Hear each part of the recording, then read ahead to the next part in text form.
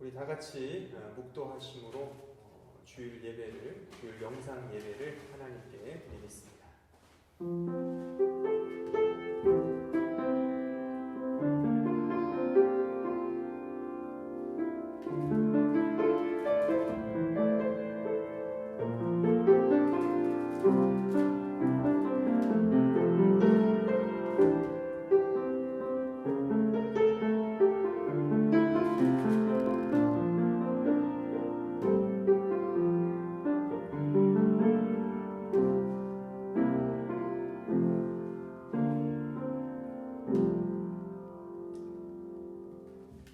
하나님께 예배하는 자는 신령과 진정으로 예배할지니라.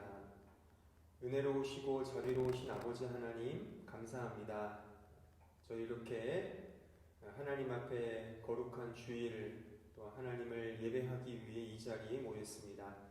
또한 함께 예배드리는 모든 가정들, 또한 개인적으로 드리는 모든 지체들, 한 사람 한 사람 마음속에 성령과 성령께서 함께 해주셔서 주의 은혜가 가득한 이 시간 될 수 있도록 축복하여 주옵소서. 예수님의 이름으로 기도하옵나이다. 아멘. 우리 다 함께 사도신경으로 신앙 고백하시겠습니다. 나는 전능하신 아버지 하나님 천지의 창조주를 믿습니다. 나는 그의 유일하신 아들 우리 주 예수 그리스도를 믿습니다. 그는 성령으로 잉태되어 동정녀 마리아에게서 나시고 본디오 빌라도에게 고난을 받아 십자가에 못 박혀 죽으시고 장사된 지 사흘 만에 죽은 자 가운데서 다시 살아나셨으며 하늘에 오르시어 전능하신 아버지 하나님 우편에 앉아 계시다가 거기로부터 살아있는 자와 죽은 자를 심판하러 오십니다. 나는 성령을 믿으며 거룩한 공교회와 성도의 교제와 죄를 용서받는 것과 몸의 부활과 영생을 믿습니다. 아멘. 다 함께 찬송가 95장 함께 찬송하시겠습니다.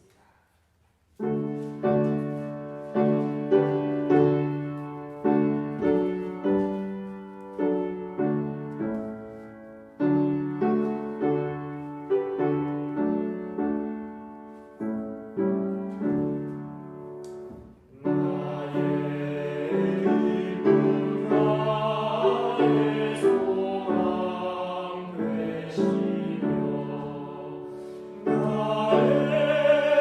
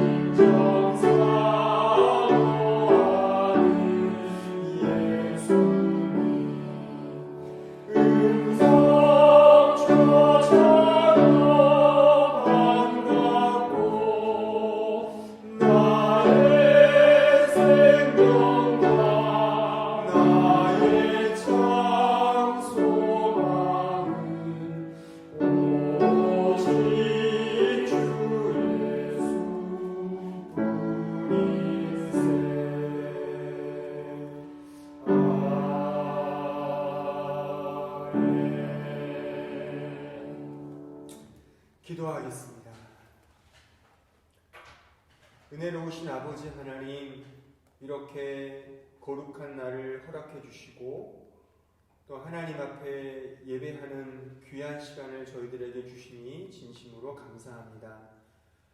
현재 전 세계적으로 코로나19 바이러스로 인하여 많은 사람들이 어려움을 겪고 있습니다. 또한 저희들도 부득이하게 이렇게 주일 영상 예배로 하나님을 예배하고 있습니다. 저희들의 이 마음과 뜻을 받아주시고 또한 이 예배를 통하여 오직 하나님을 생각하고 하나님을 기억하며 하나님 앞에 온전히 믿음으로 나아가는 시간 될 수 있도록 인도하여 주시옵소서. 우리 한마음 교회 모든 성도들, 가정들, 지체들 한 사람 한 사람 마음속에 주의 은혜가 가득하고 늘 말씀으로 승리하며 믿음으로 늘 고백하는 삶, 영적인 예배의 삶을 살아가는 우리 모두가 될 수 있도록 축복하여 주옵소서. 지금 현재 어려움 당하고 있는 많은 지체들, 많은 사람들, 많은 국가들 주께서 구보 살펴주시고 함께해 주시사 속히 이 코로나19 바이러스가 종식되고 모두에게 참된 회복이 있도록 주의 은혜와 자비를 베풀어 주시옵소서. 이 시간 예배를 드린 우리 마음속에 서로 다른 곳에 있고 다른 시간에 있지만 모든 시간과 장소를 초월해 계신 하나님을 생각하며 하나님 한 분 안에서 하나로 엮어지는 그런 믿음의 공동체, 믿음의 매가 될 수 있도록 축복해 주시고 역사하여 주시옵소서. 예수님의 이름으로 기도하옵나이다. 아멘. 이 시간 오늘 주시는 하나님의 말씀을 봉독하겠습니다. 우리 시편 37편 3절로 6절입니다. 제가 말씀을 읽겠습니다. 여호와를 의뢰하고 선을 행하라. 땅에 머무는 동안 그의 성실을 먹을거리로 삼을지어다. 또 여호와를 기뻐하라. 그가 내 마음의 소원을 내게 이루어 주시리로다.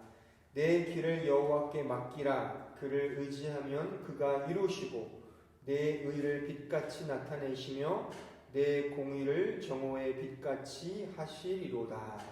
아멘. 이 시간에는 특별 연주가 있겠습니다. 우리 최진아, 김사랑 자매 나오셔서 하나님께 특별한 연주로 영광을 돌리겠습니다.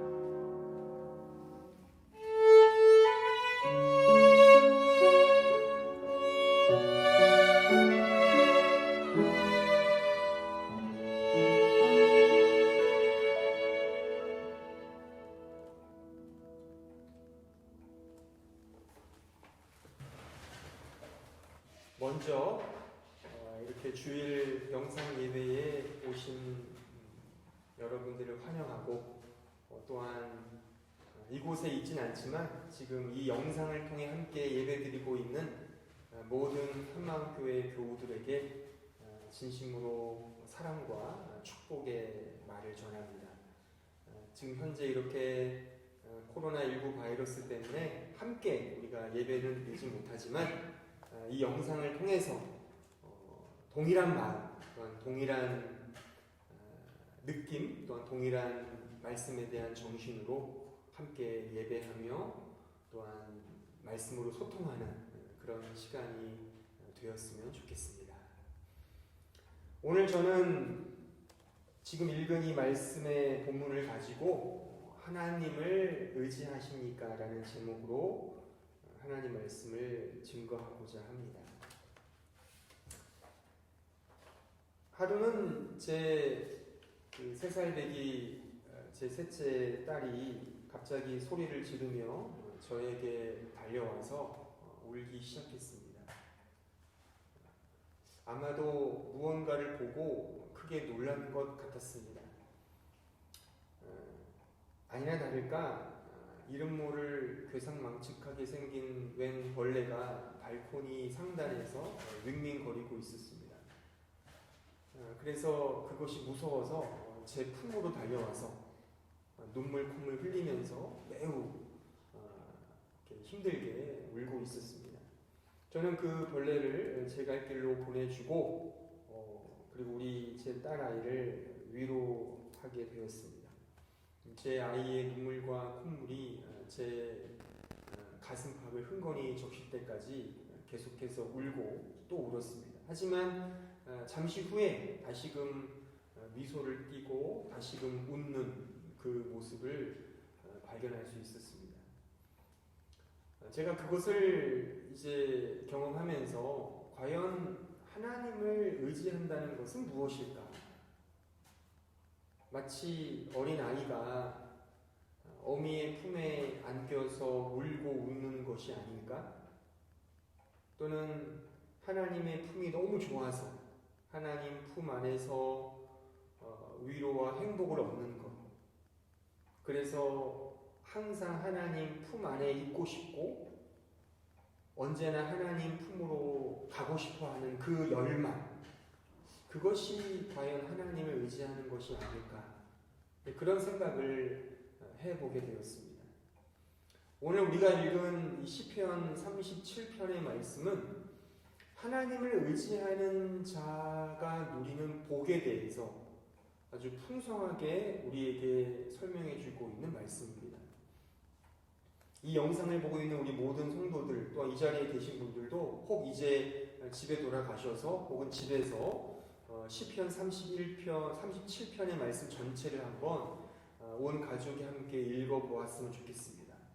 그 안에는 하나님을 의지한다는 그 개념이 매우 다양한 표현들로 풍성하게 우리에게 소개하고 있는 것을 우리는 살필 수가 있습니다. 그래서 오늘 이 시간에는 하나님을 의지한다는 것이 무엇인지를 이 시편 37편에 나와 있는 다양한 표현과 말씀들을 가지고 함께 생각하며 은혜를 나누는 그런 시간이 되었으면 좋겠습니다.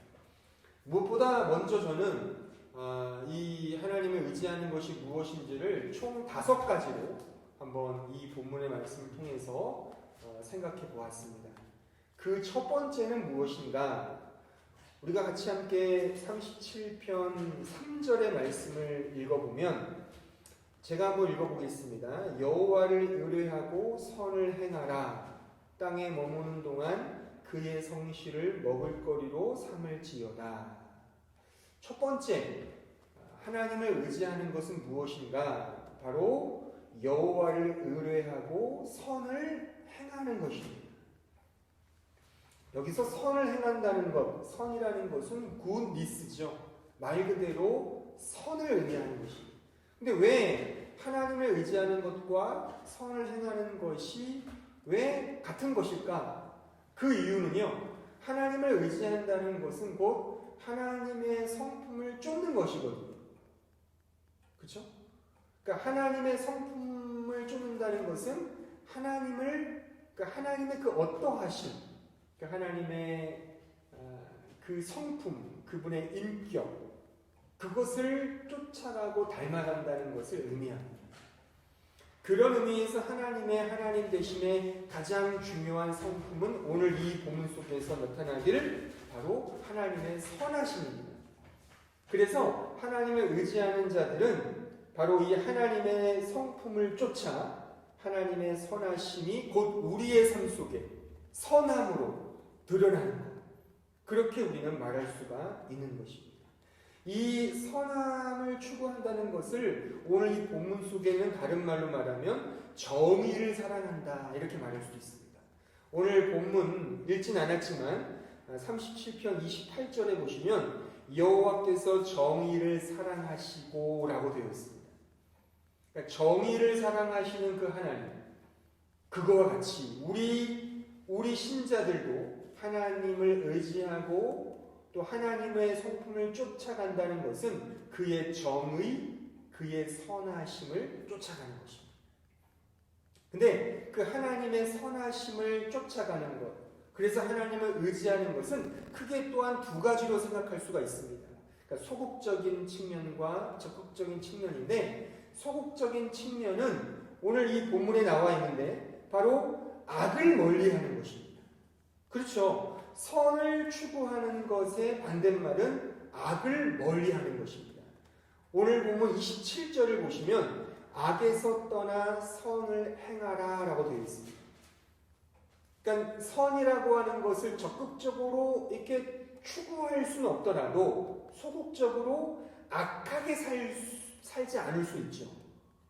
그러니까 우리가 남을 도와주지 못하더라도 최소한 남을 해코지 하거나 거짓말을 하거나 남에게 불행을 안겨주는 그러한 불의와 그런 잘못된 어떤 악을 멀리하는 것, 그것이 필요한 것입니다. 하지만 오늘 읽은 37편은 거기서 머무르지 않고 더 적극적으로 하나님의 선하심을 추구하고 하나님을 의지하는 것이 무엇이냐, 바로 우리가 읽은 이 3절 말씀 하반부에 나와 있습니다. 즉 다시 한번 3절을 읽어보시면 여호와를 의뢰하고 선을 행하라, 땅에 머무는 동안 그의 성실을 먹을거리로 삼을지어다. 즉 성실함을 우리의 삶의 방식으로 채우는 것입니다. 그러니까 성실함을 추구하는 것이죠. 이 성실함이라는 단어는 영어로 firmness라고 합니다. 혹은 fidelity라고도 하고, 또는 이렇게 어떤 걸 이렇게 스테디한다 이거죠. 이렇게 충성스럽게 완고하게 딱 정해진다, 그런 의미가 이 성실함에 내포되어 있습니다.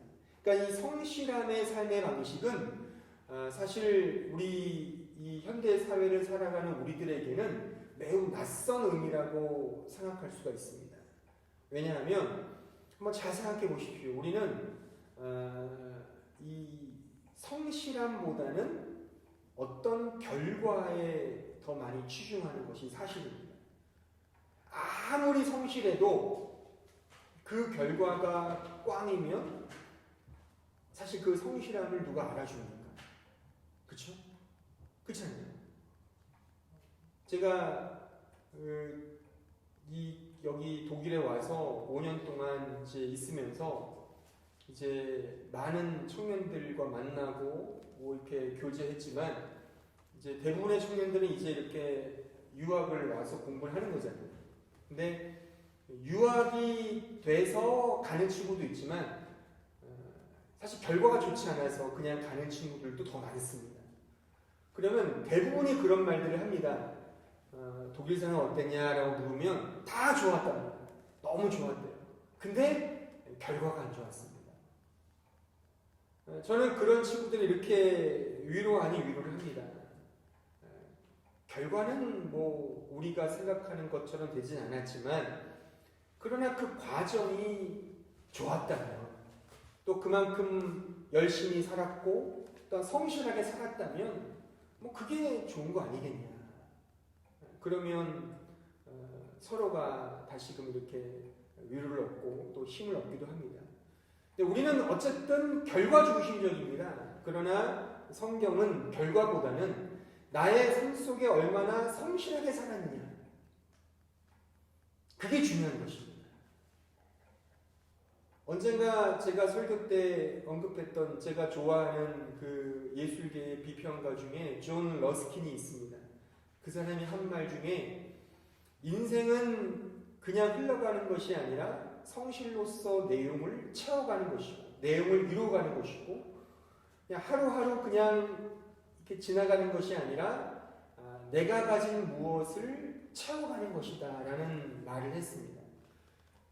바로 그 러스킨의 말처럼 그냥 인생은 그냥 흘러가거나 그냥 아무렇게나 그냥 지나가는 것이 아니라 성실로서 내용을 채워가는 것이다. 이루어가는 것이다. 틀림없이 성경의 교훈도 그것입니다. 우리가 하나님을 의지한다, 하나님의 선하심을 추구한다는 것은 바로 이겁니다.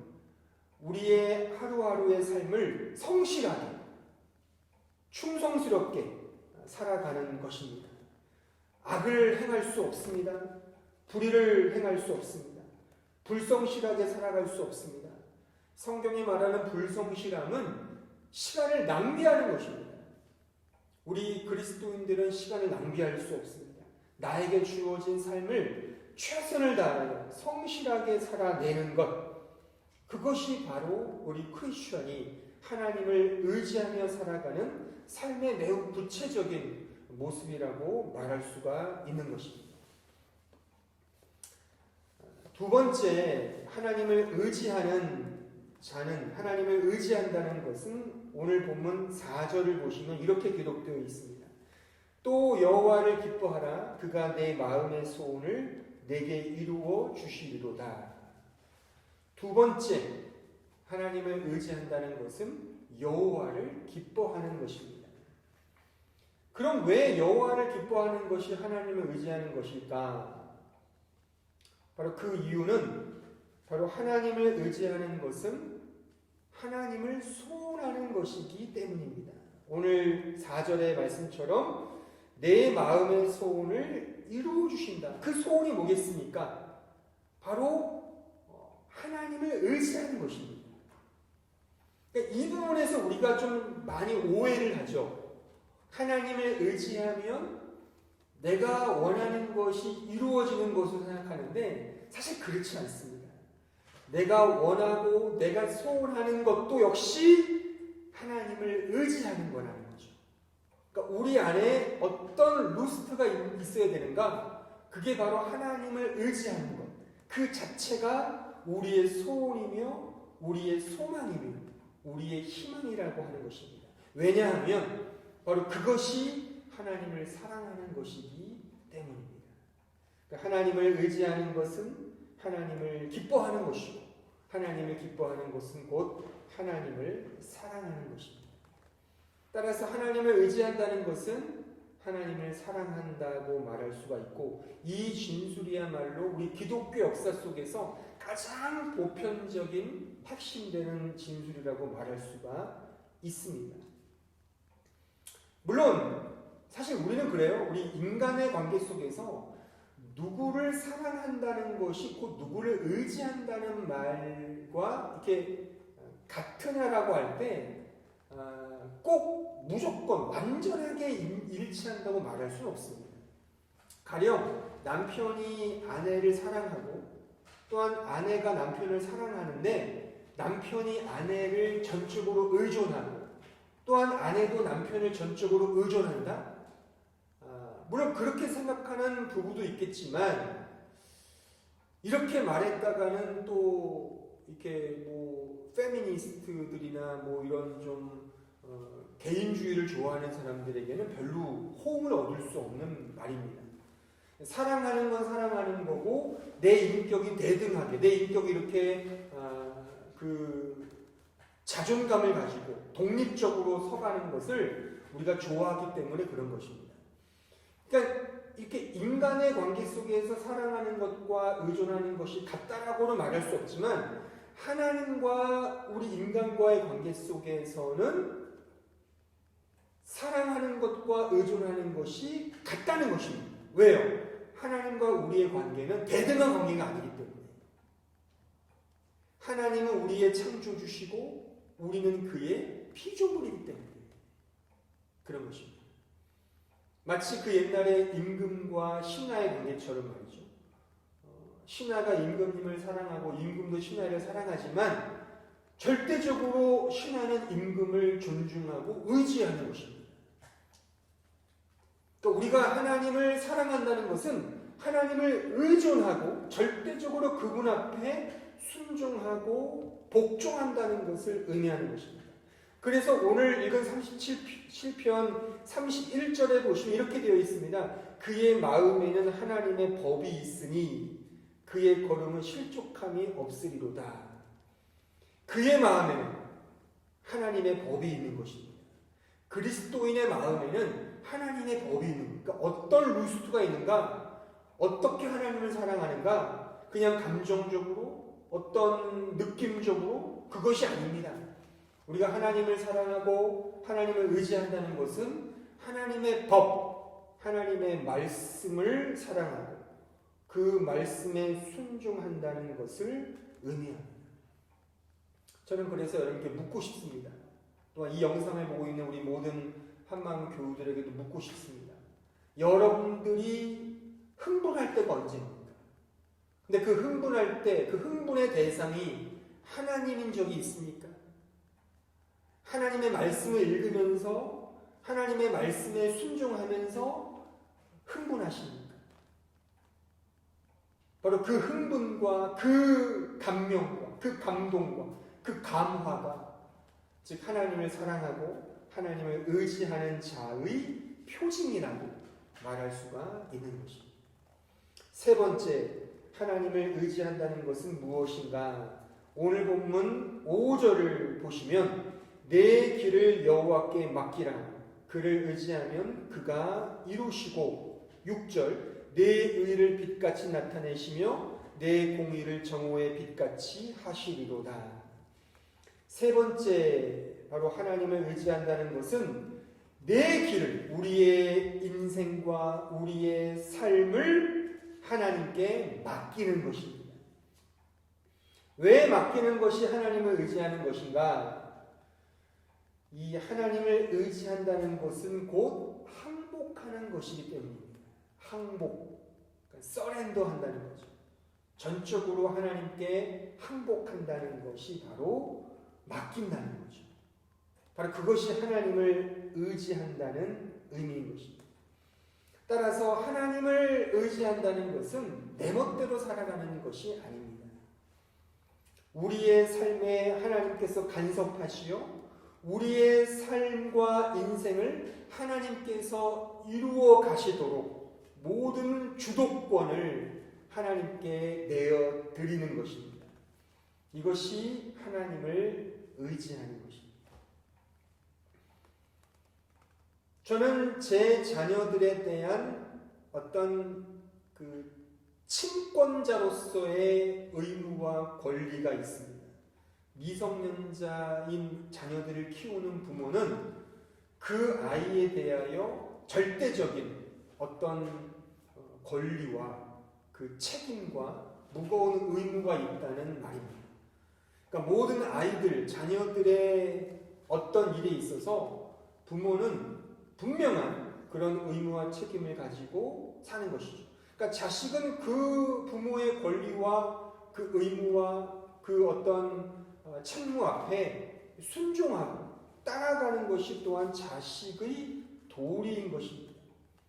그러니까 우리의 진정한 아버지, 우리의 모든 권리와 우리의 모든 책임을 가지고 계시는 분은 바로 우리 창조주 하나님 아버지십니다.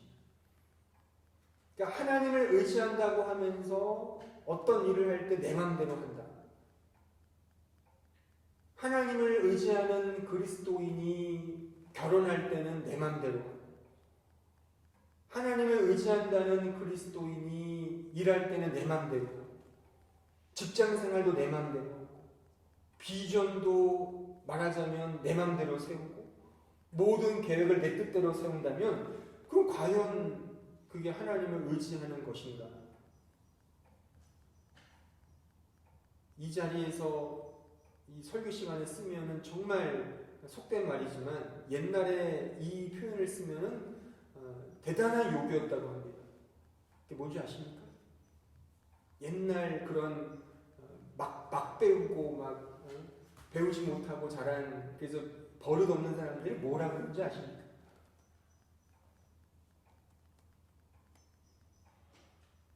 후레자식. 이게 지금 이렇게 쓰기가 좀 지금은 단어가 좀 할지 몰라도 이게 굉장한 욕이었답니다. 배우지 못하고 막 버릇없이 사는 사람들을 이제 그런 표현을 썼다고 합니다. 그러니까 마치 우리가 하나님을 믿는다고 하면서 하나님을 의지한다고 하면서 내 마음대로 살아간다, 자기 방식대로 살아간다. 이것은 사실 있을 수가 없는 것입니다. 근데 저는 목사로서 이렇게 목회하면서 참 제 자신도 부끄럽지만 이 현대 교회가 갈수록 그런 사람들이 많아지는 것 같아요. 그러니까 하나님을 믿는다는 고백은 그냥 고백대로 해놓고 그리고 삶의 방식은 다 자기 멋대로 해요. 그런 사람들이 너무나 많은 것 같아요. 특히나 또 지금 제가 하는 이런 주제의 설교를 하면 굉장히 싫어합니다. 아예 하나님도 하나님이고 내 인생은 내 건데. 그러니까 내 인생은 내 거다라는 것을 강화시켜주는 지금 이 문화 콘텐츠로 지금 우리 이 주변이 다 점령되어 있지 않습니까? 네 멋대로 살아라, 뭐 마음껏 해라, 뭐 이런 식의 구호와 개념들이 막 이렇게 팽창하고 있는 시대에 살고 있기 때문에 어떤 하나님의 법과 하나님의 말씀과 뭐 하나님의 주권을 존중하고 뭐 하나님의 뜻에 따라가야 된다는 말을 하면은 듣기도 싫어하고 또한 별로 이렇게 먹히지 않는 시대에 우리가 살고 있습니다. 그럼에도 불구하고 오늘 이 본문 속에서 우리가 확인했듯이 정말 하나님을 의지한다는 것은 모든 것, 내 길을 여호와께 맡기는 것입니다. 우리의 계획, 우리의 모든 삶의 방식을 하나님께 맡기고 나를 어떻게 인도하실지를 이제 고대하는 것입니다. 물론 이런 말들이 무책임하게 내가 인간 편에서 아무것도 할 필요가 없다. 그게 전혀 아닙니다. 우리가 해야 될 것은 해야 되지만 여기서 모든 걸 맡긴다는 것은 어쨌거나 하나님의 뜻에 순종한다는 것이고 하나님께서 원하시는 방향으로 나를 고쳐서 간다는 의미인 것입니다. 또 이 영상을 보고 있는 또는 이 가운데 몇 분 계신데 여러분들이 이제 미래의 계획들을 세우지 않겠습니까? 또 오늘 이렇게 우리 사랑 자매도 이제 마지막 예배잖아요, 그죠? 오늘이. 그래서 나도 갑자기 가는 것에 나도 되게 좀 아쉬운데 아무튼 이제 새로운 계획과 새로운 진로 속에 가는 것 같은데 우리의 생각과 우리의 계획도 중요하지만 과연 나를 통해서 하나님이 나의 인생을 어떻게 인도하시는지를 좀 곰곰이 생각하고 또 기다리는 것도 필요하다 이거죠. 또 이 영상을 보고 있는 모든 청년들도 마찬가지입니다. 또 우리 소윤 자매도 이제 다음 주에 한국으로 돌아가는데 마찬가지입니다. 우리의 계획은 우리는 모릅니다. 하지만 모든 것을 주님께 맡기는 자세, 그런 마음. 근데 이렇게 되지 않는 이유는 사실 하나님은 눈에 보이지 않기 때문에 하나님이 내 삶에 진짜 개입하시는가에 대한 의심이 있습니다. 그래서 눈에 보이는 어떤 그 계획표에 따라서 갈 때가 많아요. 왜요? 이거는 확연하게 보이는 거지만 하나님의 계획은 눈에 보이지 않거든요. 근데 오늘 읽은 이 6절의 말씀을 다시 보시면 내 의를 빛같이 나타내시며 내 공의를 정오의 빛같이 하시리로다. 우리가 주님께 우리의 길을 맡긴다면 하나님은 우리를 빛같이 화려하게 아름답게 드러내신다는 약속입니다. 이 사실을 진정으로 믿으십니까? 우리 사랑자매 아멘이죠? 아멘. 그래요. 그래서 그 마음으로 이제 살아가셔야 합니다. 이렇게 얼마 안 모이시니까 이렇게 누가 졸거나 딴짓하는 게 다 보이네요. 그러니까 이제 좀 평상시에 이렇게 좀 뒤에 앉는 사람들이 일부러 초대를 해야 되겠어요, 이 자리에. 그래서 이렇게 한번 여기 앞에 앉아서 저랑 1대1 예배 드리는 거죠. 그것도 하나의 훈련이라고 문득 갑자기 불현듯 생각이 나는 것 같아요. 어쨌든 하나님께 맡기는 것, 그것이 곧 하나님을 의지하는 것이다라고 말할 수가 있습니다. 그리고 그렇게 할 때 하나님은 틀림없이 우리를 공의와 의를 빛같이 드러내신다. 이거를 믿으십시오. 믿고 하나님께 우리의 인생과 우리의 길을 맡기는 그런 훈련에 동참하시는 우리 모두가 되어야 할 줄로 믿습니다. 네 번째, 하나님을 의지한다는 것은 무엇인가?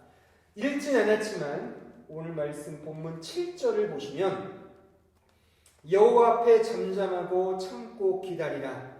자기 길이 형통하며 악한 꾀를 이루는 자 때문에 불평하지 말지어다. 분을 그치고 노를 버리며 불평하지 말라. 오히려 악을 만들 뿐이라. 네 번째, 하나님을 의지한다는 것은 무엇인가?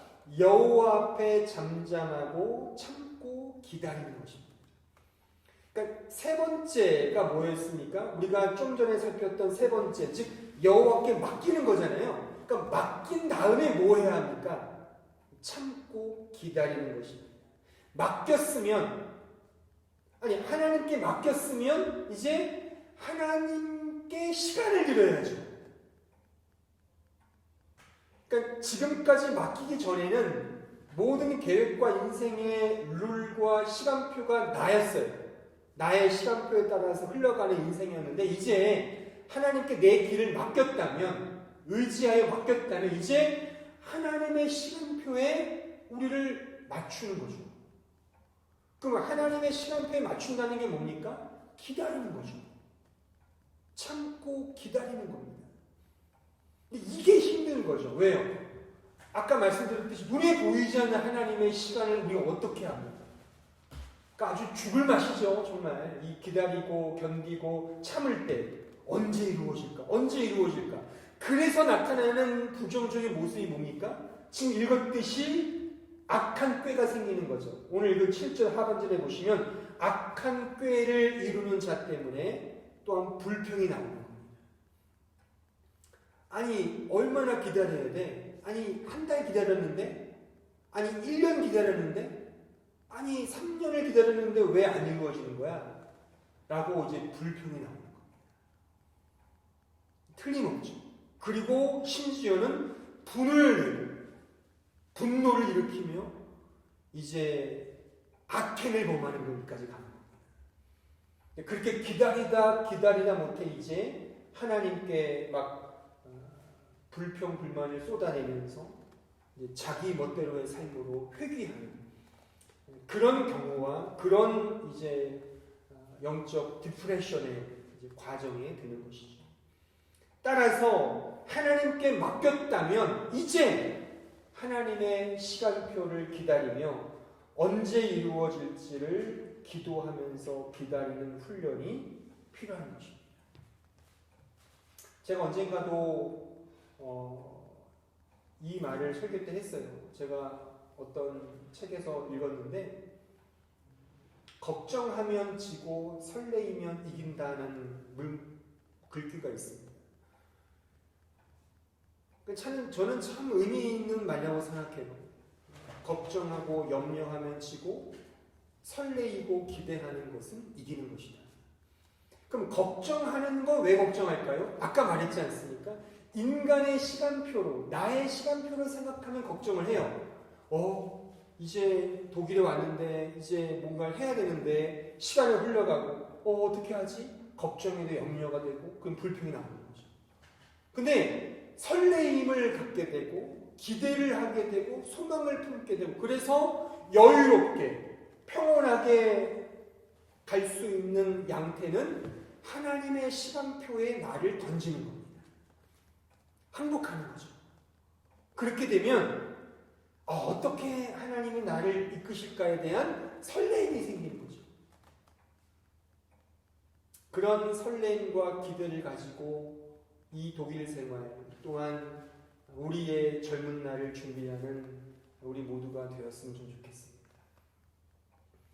지금 현재 이 코로나19 때문에 참 많이 어렵습니다. 그래서 우리도 지금 이렇게 본의 아니게 이렇게까지 될 줄 몰랐는데 이렇게 영상 예배로 드리고 있고, 또 우리 교회는 아직은 이렇게 시스템이 준비가 안 돼서 실시간으로 드리지는 못하고 있습니다. 그래서 지금 이 영상은 여러분들이 오늘, 그러니까 지금은 주일이겠지만 저희는 토요일 오후에 지금 우리 청년부 그 까르페 디엠 하는 장소에서 지금 이렇게 녹화를 뜨고 있는 것입니다. 우리는 지금 우리 스태프들은 같이 예배를 지금 드리고 있는 거죠. 그래서 참 이게 이런 상황이 올 줄은 전혀 꿈엔들 몰랐는데, 하지만 이 코로나19에 대한 큰 염려와 우려와 걱정 때문에 정말 지나칠 정도의 염려 때문에 이렇게 하고 있는 것입니다. 저는 필요하다고 봅니다. 성도들을 보호하고 또 이 지역 사회에 혹 우리 때문에 이렇게 바이러스가 확산되는 것이 걱정되기도 하고, 그래서 이렇게 예배를 드리게 된 것입니다. 하지만 그렇다 하더라도 근본적으로 본질적으로 너무 지나치게 코로나19에 대해서 두려워해서는 안 됩니다. 우리 그리스도인들은 하나님을 의지하는 하나님의 자녀이기 때문에 모든 생사를 주관하시고 모든 상황과 모든 것들을 섭리하시는 하나님을 우리의 아버지로 믿고 있는 그의 자녀이기 때문에 너무 지나치게 또는 본질적으로 염려해서 의심한다는 것, 그래서 너무 지나치게 다운되는 것은 이 그리스도인다운 모습이 아니라고 생각합니다. 우리가 어떤 상황 속에서도 하나님을 바라보면서 하나님을 의지하면서 인내하며 나아가는 것, 그것이 우리 그리스도인다운 진정한 모습이라고 볼 수가 있는 것이죠. 어떠한 상황 속에서도 조급하지 않고 불평하지 않고 잠잠히 혹은 겸손히 하나님을 바라보며 하나님께서 어떻게 당신의 시간표를 따라 우리를 이끄실지를 좀 평온한 마음으로 기다리고 참는 것, 이것이 하나님을 의지하는 신자의 모습이라고 말할 수가 있는 것입니다. 마지막 5번째는 오늘 37편 9절을 보시면 진실로 악을 행하는 자들은 끊어질 것이나 여호와를 소망하는 자들은 땅을 차지하리로다. 마지막 제가 준비한 5번째 하나님을 의지한다는 것은 여호와께 소망을 두는 것입니다. 여호와께 소망을 둘 때 땅을 얻는다고 되어 있습니다. 바로 이 땅이라는 것은, 그러니까 성경이 말하는 땅의 의미는 하나님의 나라를 의미합니다. 하나님의 나라, 하나님의 통치를 의미하는 것입니다. 따라서 하나님께 소망을 둔다는 것은 하나님의 나라를 바라본다고 말하는 것입니다. 그런데 하나님의 나라는 눈에 보이지 않습니다. 아까 제가 하나님께 맡긴다는 대지에 설명드렸듯이 참 이것이 어려운 거죠. 하나님의 나라는 눈에 보이지 않고 오히려 이 세상은 너무 잘 보이죠. 그래서 우리는 눈에 보이지 않는 하나님의 나라의 가치보다 눈에 너무 잘 보이는 이 세상의 가치를 따라 살 때가 너무나 많은 것입니다. 여기서 그래서 중요한 것은 육체의 눈이 아닌 영적인 눈을 뜨셔야 합니다. 세상의 눈이 아닌 신적 관점을 가져야 하는 것입니다. 육신의 눈으로 보이는 이 현상, 이 현실, 이 상황을 바라보는 것이 아니라 눈에 보이진 않지만 마음의 눈, 영적인 눈, 신적 관점을 가지고 하나님의 나라를 바라보는 것입니다. 이것이 곧 여호와께 소망을 둔다는 의미이고, 이 여호와께 소망을 두는 자, 곧 하나님의 나라를 바라보는 자의 두드러진 특징은 바로 온유한 자인 것입니다. 오늘 본문 11절을 보시면 그러나 온유한 자들은 땅을 차지하며 풍성한 화평으로 즐거워하리로다. 이 온유한 자와 여호와께 소망을 두는 자가 왜 관련이 있는가? 그 결과가 같기 때문에 그런 겁니다. 즉 여호와께 소망을 두는 자도 땅을 차지하고 온유한 자도 땅을 차지하는 것입니다. 자, 우리 마태복음 5장 5절을 보시면 이렇게 되어 있습니다. 예수께서 동일하게 산상설교에서 이렇게 말씀하십니다. 온유한 자는 복이 있나니 그들이 땅을 기업으로 받을 것이며. 동일한 말씀이죠. 온유한 자가 땅을 차지하는, 즉 하나님의 나라의 어떤 백성다운 그런 모습으로 산다는 의미인 것입니다. 오늘 37편에 보면 땅이라는 단어가 여러 번 등장합니다.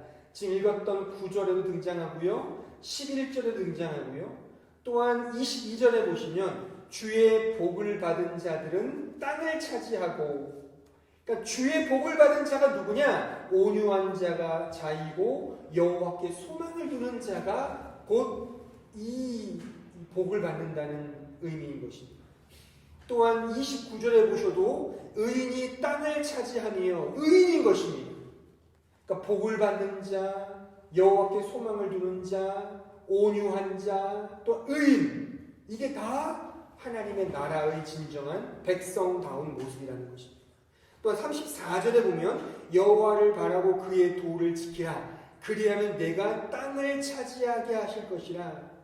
그러니까 도를 지키는 자, 하나님의 도, 하나님의 나라의 가치를 의미합니다.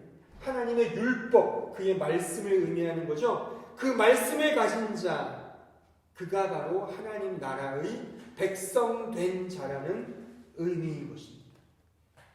따라서 여호와께 소망을 두는 자가 곧 하나님을 의지하는 자이고, 그런 자가 이 세상에서 가장 복된 자라는 것입니다.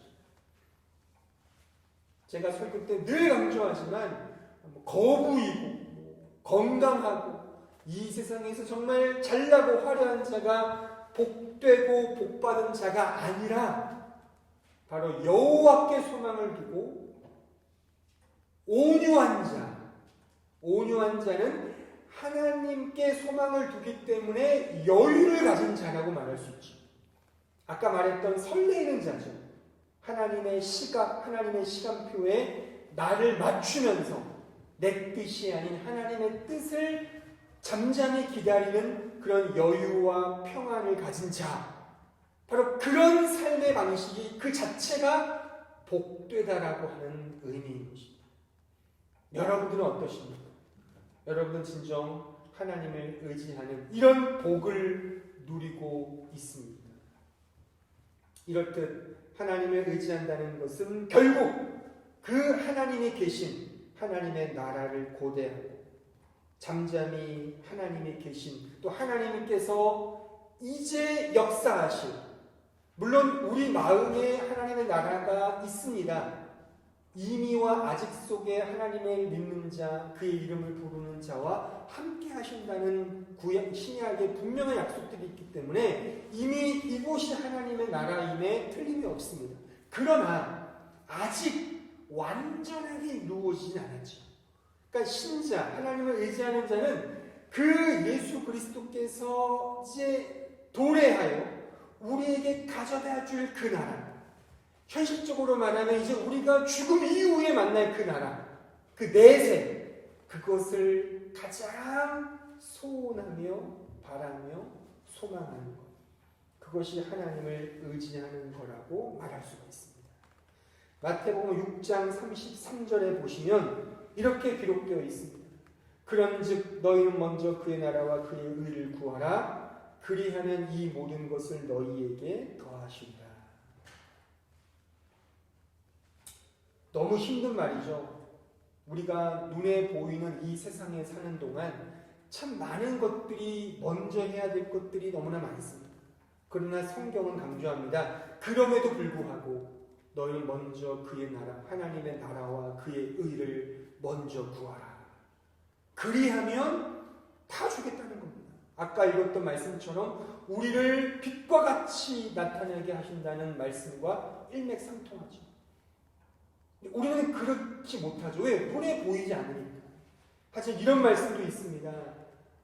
얻고자 하면 잃을 것이요, 잃고자 하면 얻을 것이다. 그죠? 그런 의미에서 여러분들이 먼저 해야 될 것, 즉 하나님의 나라의 가치를 우리가 먼저 생각하면서 또한 이 표현이 젊은이들에게 얼마나 무게감 있게 마음에 박힐지 모르겠지만 지금 살아가는 현실도 중요하지만 내세를 생각하는 마음도 필요한 것입니다. 주님 계신 그곳, 물론 지금 여기도 계시지만 이 세상이 아무리 좋은들 이제 우리의 약속된 저 새하늘과 새 땅보다 야 크겠습니까? 그런 마음으로 살아가는 것입니다. 그래서 이 세상에 눈을 고정시키는 것이 아니라 눈을 들어 우리가 그렇게도 사랑하는 그분 존재가, 그 육체가 계신 저 나라를 우리가 바라보며 살아가는 것, 그것이 하나님을 의지하는 자의 가장 멋진 모습인 것입니다. 끝으로 저는 이런 하나님의 나라를 소망하며 죽음 너머의 내세를 소망했던 한 종교개혁자의 시 구절을 소개하며 오늘 설교를 마치고자 합니다. 16세기 종교개혁자였던 이 츠빙글리가 있습니다. 그 츠빙글리는 그 스위스 취리를 중심으로 하여 그 종교개혁을 일으켰던 아주 그 믿음의 선배였는데 그 츠빙글리는 1519년 1월부터 그 스위스 취리에서 이제 목회를 시작했습니다. 근데 그 어간에 이 유럽 전역에 아주 엄청난 그 전염병, 그 흑사병이 유행했었습니다. 수많은 사람이 그 흑사병으로 인하여 목숨을 잃었습니다. 그 스위스 취리에서도 대략 한 3분의 1에 해당되는 사람들이 다 목숨을 잃었답니다. 당시 그 취리의 인구가 한 7,000명 정도 됐는데 한 2,000명 이상이 죽음을 당했으니까 어마어마한 사람이 죽음을 당한 거죠. 또 실제 이 츠빙글리 자녀도 이 흑사병에 걸려서 죽었다고 합니다. 그리고 그 1519년 9월경에 이 츠빙글리 자신도 그 흑사병에 걸려서 거의 생사를 오가는 그런 2달 동안의 혹독한 투병 생활을 했고 아주 극적으로 하나님의 은혜로 회복이 되었답니다. 그리고 나서 그가 지은 시가 제가 오늘 소개하고자 하는 시인 거죠. 생사의 고비를 넘어가면서 이제 그는 진짜 하나님을 의지하는 그런 진정한 프로테스탄트가 되었다라고 볼 수 있죠. 그래서 그 이후에 1520년에 이 츠빙글리가 이제 로마 교황청으로부터 성직록을 거부했답니다. 그 성직록이라는 것은 이제 월급을 말하는 거예요. 그래서 원래 모든 사제들이 다 로마 교황청으로부터 월급 받았잖아요. 근데 이제 츠빙글리는 그때부터 나는 당신으로부터 월급 안 받겠다. 내가 자립을 하면 자립을 했지 당신들이 주는 돈을 받지 않고 나는 이 말씀의 종이 되겠다라고 하여 진정한 프로테스탄트의 길을 걷기 시작하는 거죠. 그러면서 그가 쓴 시가 이것입니다. 지금도 이 시 구절은 스위스와 독일 개혁교회의 찬송가집에 수록되어 있습니다. 주님 나를 도우소서. 나의 힘 나의 반석이시여. 문 밖에서는 죽음이 문두리는 소리가 있습니다.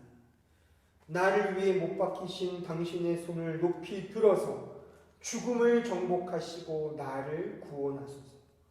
그러나 당신의 음성이 내 생애의 한낮인 지금이라도 내 영혼을 부르신다면 나는 순종하겠나이다. 믿음과 소망 안에서 이 땅을 포기하고 천국을 얻고자 하나니 나는 당신의 것입니다. 사랑하는 성도 여러분, 여러분들은 과연 얼마나 하나님을 의지하십니까? 오늘 우리가 확인한 것처럼 여호와를 의뢰하고 선을 행하십니까? 하나님의 성품을 추구하십니까? 불의와 타협하진 않습니까? 불의가 아무리 거금을 주어도 우리는 하나님의 선하심을 추구해야 합니다. 또 하나님을 기뻐하시니까 진정 하나님을 사랑하십니까? 우리의 길을 진정 하나님께 맡기십니까? 손해가 보아도 하나님께 맡기는 그것이 하나님을 의지하는 자의 모습입니다. 그리고 기다리는 훈련입니다. 참고 인내하며 하나님의 시간표에 우리의 시간을 맞추는 것입니다. 내 시간에 하나님의 시간이 더 늦는다고 불평하는 것이 아니라 하나님의 시간에 나를 맞추어서 잠잠히 겸손히 기다리는 것입니다. 그리고 하나님의 나라를 소망하는 것입니다. 사랑하는 성도 여러분, 부디 한 주간 살아가실 때 지금 코로나19 이 독일에서의 정말 힘든 삶, 유학생활, 입시생활 여러 가지 어려움들이 있지만 이런 가운데에서도 이 상황에 우리의 시선을 고정하기보다는 눈을 들어 하나님을 바라보며 하나님께 소망을 두며 신자가 할 수 있는 우리의 눈을 들어 하나님을 바라보는 그 훈련, 그 모습, 그 삶으로 나아가 참된 복을 누리시는 우리 사랑하는 한마음 교우들 되기를 진심으로 기원합니다. 다 함께 우리 합심하여 통성으로 기도하는 시간을 갖고자 합니다. 오늘 말씀을 생각하시면서 함께 기도하시기 바랍니다. 정말 우리는 과연 하나님을 의지하고 있는가? 얼마나 의지하고 있는가? 이것은 그 누구도 판단할 수 없을 것이고 우리 자신만이 알 것이고 따라서 곰곰이 자기 자신을 돌아보며 나는 얼마나 하나님을 의지하고 있는가? 하나님을 바라보고 있는가? 하나님께 소망을 두고 있는가? 하나님께 우리의 모든 것들을 맡기고 있는가? 내 시간표에 하나님을 어떤 옵션으로 그냥 맞추어서 되어지지 않으면 불평하고 있지 않을까? 그런 부분에 다시 한번 회개하시고 더 겸손히 하나님께 나아가며 하나님께 소망을 두며 진정 하나님을 의지하는 그런 믿음의 삶 살 수 있게 달라고 다 같이 함께 합심하여 동성으로 기도하겠습니다. 은혜로우시고 자비하신 아버지 하나님, 저희를 불쌍히 여겨주시고 우리의 신앙 없음, 믿음 없음을 주여 불쌍히 여겨주옵소서. 우리는 진정 이 코로나19라는 이런 하나의 병마에 의해서 나약해지고 허물어지고 두려워하고 무서워하는 그런 참 부질없는 존재들입니다. 우리의 눈으로 하나님을 바라보게 하시고 모든 생사를 주관하시고 모든 것들을 주관하시며 섭리하시는 하나님을 의지하는 믿음의 백성들을 될 수 있도록 주여 축복해 주시고 역사하여 주시옵소서. 저희들을 불쌍히 여겨주시고 인도하여 주시옵소서.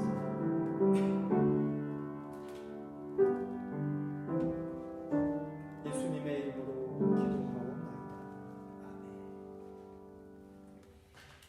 우리 다 함께 우리 찬송가 484장 내 맘의 주여 소망 되소서 함께 찬양하시겠습니다.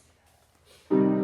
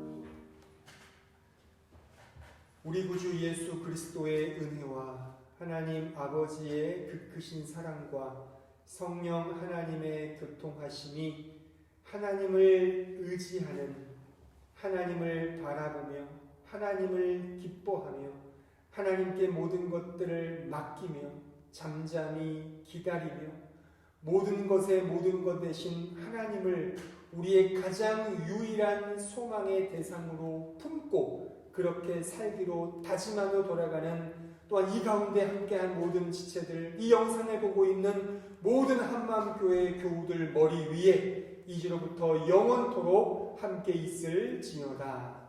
아멘.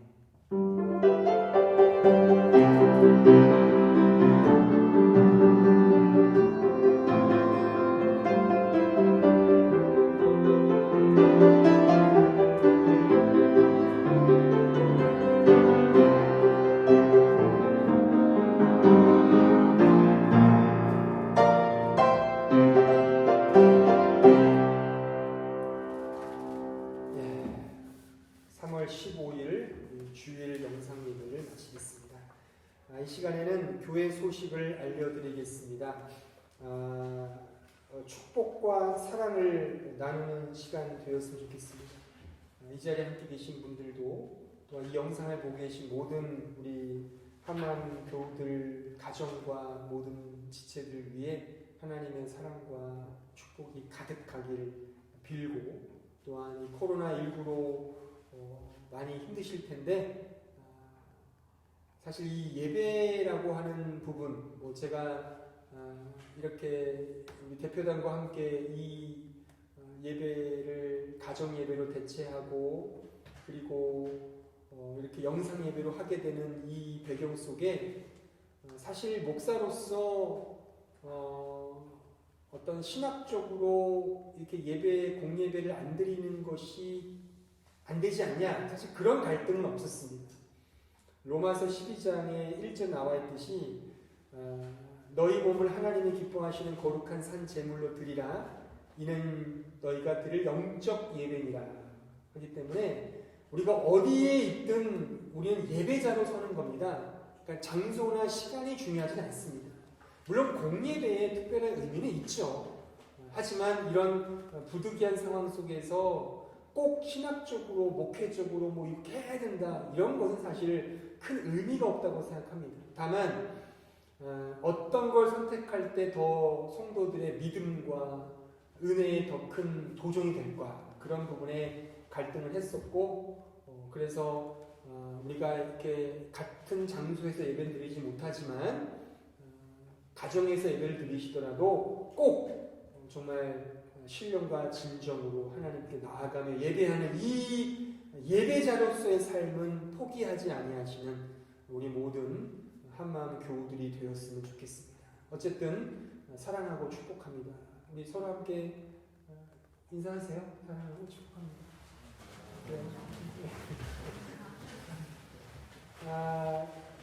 어쨌든 지금 현재 이제 2주간 주일 영상 예배를 이제 코로나19로 인하여 우리가 드리고 있다는 사실을 감안하시고 주일 될 수 있는 11시에 맞춰서 하시는 건 좋지만 부득이한 경우에 가족끼리 혹은 개인이 이 영상을 틀어놓으시고 함께 성경과 찬송가와 함께 이렇게 예배에 임해주시면 감사하겠습니다.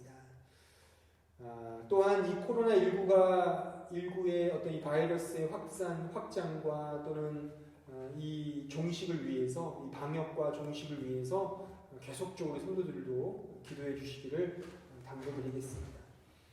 또한 우리 교회 임명을 제가 하면 4조 사랑방 섬김위에 우리 고정욱 류운진 집사님 가정을 임명합니다. 주님의 본을 따라 신실하게 섬겨주시기를 부탁을 드리겠습니다. 또한 아쉽지만 이 귀국 소식이 또 있습니다. 우리 김소윤 자매가 3월 17일 오는 화요일에 한국으로 이제 돌아가게 되었고요. 또한 김사랑 자매 역시 3월 22일 다음 주일에 캐나다, 본가가 있는 캐나다로 이제 귀국하게 되었습니다. 두 지체의 귀국과 앞날에 주의 선한 인도하심이 가득하길 빌겠습니다. 이상으로 우리 모든 예배 순서를 마치겠습니다. 감사합니다.